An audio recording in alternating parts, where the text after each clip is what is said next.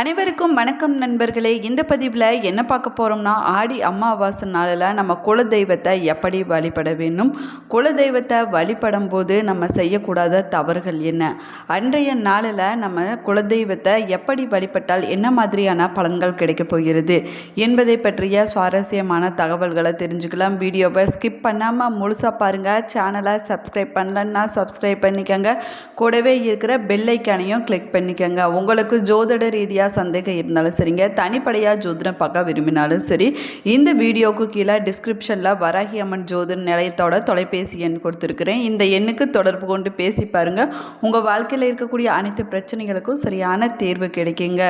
உங்களுடைய குலதெய்வம் மற்றும் இஷ்ட தெய்வத்தோட பெயரை மறக்காமல் கமெண்ட் பாக்ஸில் கமெண்ட் பண்ணுங்கள். வாங்க வீடியோக்குள்ளே போகலாம். ஆடி அமாவாசை நாளில் நம்முடைய பித்ருக்களுடைய ஆசி எவ்வளவு முக்கியமோ அதே போல தாங்க நம்முடைய குலதெய்வத்தோடைய அருளும் நமக்கு ரொம்பவே முக்கியங்க. குலதெய்வம் பார்த்திங்கன்னா நம்முடைய வீட்டிலேயே இருந்து நம்முடைய குடும்பத்தை காக்க வேணும்னா அமாவாசை மற்றும் பௌர்ணமி நாளில் குலதெய்வ வழிபாட்டை செய்வது ரொம்பவே சிறப்பானதாகுங்க. அதே போல் குலதெய்வத்துக்கு முறையாக நீங்கள் பூஜைகள் செய்து படையல் போட்டு வழிபட்டுட்டு வந்தீங்கன்னா குலதெய்வத்தோட அருள் உங்களுக்கு பரிபூர்ணமாக கிடைக்குங்க. அமாவாசையில் குலதெய்வ வழிபாட்டை செய்யும்போது வீட்டில் இருக்கக்கூடிய தீமைகள் அனைத்துமே, அதாவது எதிர்மறையான ஆற்றல்கள் அனைத்துமே விலகிவிடுங்க. நமக்கு நன்மைகள் கிடைக்குங்க. குலதெய்வத்தோட அருளும் நமக்கு பரிபூரணமாக கிடைக்குங்க. பொதுவாக அமாவாசை பௌர்ணமி நாளில் குலதெய்வத்தை வழிபடுவது ரொம்பவே நல்லதுங்க. அதுலேயும் அமாவாசை நாளில் குலதெய்வத்துக்கு பூஜை செய்து குலதெய்வத்தோடைய அருளை முழுமையாக பெறுவதற்கு ஏற்ற நாளாகவும் சொல்லப்படுதுங்க. ஆடி அமாவாசையில் குலதெய்வ வழிபாட்டை செய்வது ரொம்பவே சிறப்பானதாகுங்க. ஆடி அமாவாசை நாளில் நம்முடைய வீட்டுக்கு பிராமணர்களை கூட்டிகிட்டு வந்து வேத மந்திரங்களை சொல்லி 21 தலைமுறையை சேர்ந்த முன்னோர்களுக்கு நம்ம திதி கொடுக்கலாங்க. தாய் வழியில் 21 தலைமுறையினருக்கும் தந்தை வழியில் 21 தலைமுறை முன்னோர்கள் என மொத்தமாக 42 பிண்டங்கள் வைத்து தர்ப்பணம் கொடுத்து வழிபடுவது ரொம்பவே நல்லதுங்க. முன்னோர்களுக்கு தர்ப்பணம் கொடுத்து முடித்த பின்னாடி ஏழை எளியோர்களுக்கு, இல்லைன்னா கோவிலில் இருக்கிறவங்க யாராக இருந்தாலும் பரவாயில்லைங்க, யாராவது ஒரு 10 பேத்துக்காவது அன்றைய நாளில் அன்னதானம் கொடுப்பது ரொம்பவே நல்லதுங்க. ஆடி அமாவாசை திதி எப்பொழுது தொடங்குகிறது, அன்றைய நாளில் முன்னோர்களுக்கு தர்ப்பணம் கொடுப்பதற்கு சரியான நேரம் என்ன என்பதை பற்றி பார்க்கலாம் வாங்க. இந்த வருஷம் ஆடி மாதம் பார்த்திங்கன்னா ஜூலை 24ஆம் தேதி வியாழக்கிழமை அன்னைக்கு வருதுங்க.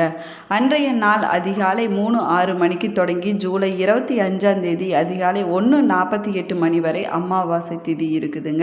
அன்றைய நாள் வியாழக்கிழமை என்பதால் காலை 6 மணி முதல் 7:30 மணி வரைக்கும் யமகண்டம் இருக்குதுங்க. அதே போல் பகல் 1:30 மணி முதல் 3 வரைக்கும் ராகு காலமும் இருக்குதுங்க. இதனால் முன்னோர்களுக்கு தர்ப்பணம் கொடுக்கக்கூடியவங்க காலை 7:30 மணிக்கு பிறகு கொடுப்பது சிறப்பானதாகுங்க. அதே போல் ஆடி அமாவாசை நாளில் பகல் நேரத்தில் படையல் போட்டு முன்னோர்களை வழிபடுவதற்கு பகல் 1:20 மணிக்கு முன்பாகவே படையல் போட்டு முன்னோர்களை வழிபட்டு விட வேணுங்க. ஏன் அப்படின்னா ராகு காலம் யமகண்டம் இரண்டுமே வருவதால் அதுக்கு முன்னாடியே செய்து விடுவது ரொம்பவே நல்லதுங்க. ஆடி அமாவாசை நாளில் நம்ம குலதெய்வத்தை எப்படி வழிபடலான்னு பார்க்கலாம் வாங்க. அமாவாசை நாளில் குலதெய்வ கோவிலுக்கு போய் வழிபடக்கூடியவங்க இரவு 10 மணிக்கு மேலாக சுவாமிக்கு பால், சந்தனம், பன்னீர் போன்ற பொருட்களை நீங்கள் அபிஷேகத்துக்கு கொடுக்க வேணுங்க. அதே போல் குலதெய்வத்திற்கு புதிய வஸ்திரம் சாத்தி அந்த தெய்வத்திற்கு உரிய அஷ்டோத்திரத்தை படிக்க வேணுங்க. அன்றைய நாளில் சர்க்கரை பொங்கல், இல்லைன்னா உங்களால் என்ன முடியுதோ அதை நெய்வேத்தியமாக படைத்து வழிபடலாங்க. அதற்கு பிறகு சாம்பிராணி காட்டி வழிபட வேணுங்க. இப்படி நம்முடைய குலதெய்வத்தை நம்ம வழிபடுவதன் மூலமாக குலதெய்வத்தினுடைய அருளால் குடும்பத்தில் இருக்கக்கூடிய அனைத்து பிரச்சனைகளுமே விலகிவிடுங்க. குலதெய்வத்தோட அருள் நமக்கு முழுமையாக கிடைக்குங்க. வீட்டில் சுபிட்சம் உண்டாகுங்க. தொழிலில் ஒரு நல்ல முன்னேற்றம் கிடைக்குங்க. அதே போல் குலதெய்வம் கோவிலுக்கு செல்ல முடியாதவங்க வீட்டிலேயே கூட குலதெய்வ வழிபாட்டை செய்யலாங்க. குலதெய்வத்தை நினைத்து ஆடி மாதத்தில் அனைத்து நாட்களிலுமே இரவு 6 மணிக்கு மேலே வீட்டில் விளக்கேற்றி குலதெய்வத்திற்கு உரிய அஷ்டோத்திரத்தை சொல்லி நீங்கள் வழிபடுவது சிறப்பான பலன்களை கொடுக்குங்க. இந்த வழிபாட்டை தடை இல்லாமல் 30 நாள் செஞ்சுட்டு வருவது ரொம்பவே நல்லதுங்க.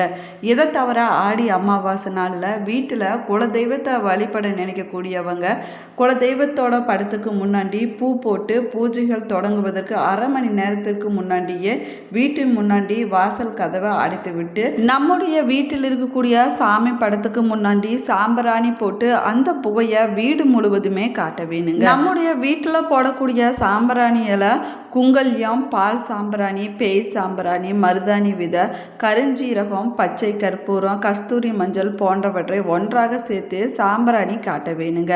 சாம்பிராணி புகை வீடு முழுவதுமே பரவி இருக்க வேணுங்க. அதற்கு பிறகு வீட்டின் முன் கதவை நீங்கள் திறந்து விட்டால் வீட்டில் இருக்கக்கூடிய அனைத்து தீய சக்திகளும் வெளியேறி விடுங்க. அதே போல் நோயை ஏற்படுத்தக்கூடிய அனைத்து சக்திகளும் வீட்டிலிருந்து வெளியேறி விடுங்க. அதற்கு பிறகு வீட்டில் குலதெய்வத்திற்கு பூஜை செய்து வழிபடுவது ரொம்பவே நல்லதுங்க. இப்படி வழிபட்டீங்கன்னா குலதெய்வத்துடைய அருள் எப்பொழுதுமே வீட்டில் நிறைந்திருக்குங்க. ஆடி அமாவாசை நாளில் நம்ம குலதெய்வ வழிபாடு செய்வது சிறப்பானதாகுங்க. அதே போல் அமாவாசையில் செய்யப்படக்கூடிய குலதெய்வ வழிபாடு பார்த்திங்கன்னா தனித்துவமான பலன்களை கொடுக்குங்க. அமாவாசை நாளில் முன்னோர்களை வழிபடுவதற்கு உரிய நாளுன்னு நம்ம எல்லோருக்குமே தெரிஞ்ச விஷயந்தாங்க.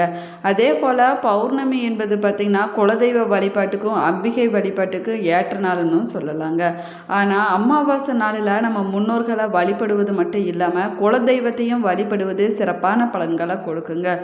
அமாவாசை வீட்டில் குலதெய்வத்தை வழிபட்டோம்னா என்ன மாதிரியான நன்மைகள் கிடைக்குன்னு பார்க்கலாம் வாங்க. ஒவ்வொரு அமாவாசை நாளடிக்கும் இந்த பிரபஞ்சம் முழுவதுமே விசேஷ சக்திகள் அதிகமாகவே நிறைந்திருக்குங்க. அதே போல் அமாவாசை நாளிலையும் பௌர்ணமி நாளிலையும் பிரபஞ்ச சக்திகள் அதிகமாகவே காணப்படுங்க. அமாவாசையில் செய்யக்கூடிய எந்த ஒரு வழிபாட்டு முறைகளும் விசேஷமான பலன்களை கொடுக்கணும் சொல்லலாங்க. அதே போல் வளர்ப்பிறை மற்றும் தேய்பிறை என்ற ஒவ்வொரு மாதத்திலும் மாறி மாறி சுழற்சி முறையில் அமாவாசை, குலதெய்வ வழிபாடு, பித்ரு வழிபாடு போன்றவைகள் செய்யப்பட்டுட்டு தாங்க வருது. அமாவாசை நாளில் நம்ம கட்டாயமாக பித்ருக்களுக்கு தர்ப்பணம் கொடுப்பது ரொம்பவே நல்லதுங்க. அதே போல் உங்களுடைய சன்னதியருக்கு நல்ல பலன்களை வாரி கொடுக்குங்க. பித்ரு தர்ப்பணம் செய்ய மறந்தவங்க பித்ரு சாபத்துக்கு ஆளாக நேரிடலாங்க. இதனால் குடும்பத்தில் பிரச்சனைகளும் நிம்மதி இல்லாத நிலையும் ஏற்படுங்க. எனவே தாங்க தவறாமல் ஒவ்வொரு அமாவாசை நாளிலையும் உங்களுடைய முன்னோர்களுக்கு நீங்கள் எள்ளும் தண்ணீரும் எடுத்து எளிமையான முறையில் உங்கள் வீட்டிலேயே கூட பித்ருக்களுக்கு தர்ப்பணம் கொடுக்கலாங்க. குலதெய்வ வழிபாடுன்னு பார்த்தீங்கன்னா நம்ம குடும்பத்தில் இருக்கக்கூடிய முன்னோர்களால் வழிபட்டு வந்த தெய்வங்களை நம்ம வழிபடுவது தாங்க குலதெய்வ வழிபாடுன்னு சொல்லலாங்க. இது இஷ்ட தெய்வம் கிராம தெய்வங்களிலிருந்து வேறுபட்டதுன்னு சொல்லலாங்க. குலதெய்வ வழிபாடு செய்வதனால குடும்ப ஒற்றுமை மேலுங்க, குடும்பத்தில் மகிழ்ச்சி அதிகரிக்குங்க, சுபிட்சம் உண்டாகுங்க. குலதெய்வ வழிபாடு குடும்ப உறுப்பினர்களுக்கு இடையே ஒற்றுமையும் நல்ல ஒரு பிணைப்பையும் ஏற்படுத்துங்க. அதே போல் குலதெய்வத்தின் ஆசீர்வாதம் குடும்பத்தை செழிக்க வைக்கணும் சொல்லலாங்க. நம்ம குலதெய்வத்தை வழிபடுவது அனைத்து தெய்வங்களுடைய ஆசீர்வாதங்களையும் நமக்கு பரிபூர்ணமாக பெற்றுக் கொடுக்குங்க. நம்ம விரதம் இருப்பதற்கு சிறந்த நாளாக சொல்லப்படுவது அமாவாசை நாள் தாங்க. நம்ம அமாவாசை நாளில் பிரம்ம முகூர்த்தத்தில் எழுந்திருப்பது ரொம்பவே விசேஷமானதாகுங்க. இது உங்களிடம் இருக்கக்கூடிய கெட்ட சக்திகள் அனைத்துமே விலக ஓடி செய்து விடுங்க. அதே போல் ஆடி அமாவாசை நாளில் நம்முடைய வீட்டை சுத்தம் செய்ய வேணுங்க. அன்றைய நாளில் தண்ணீரோடு சேர்த்து சிறிதளவு கல்லுப்பையும் சேர்த்து நம்முடைய வீட்டை துடைக்க வேணுங்க.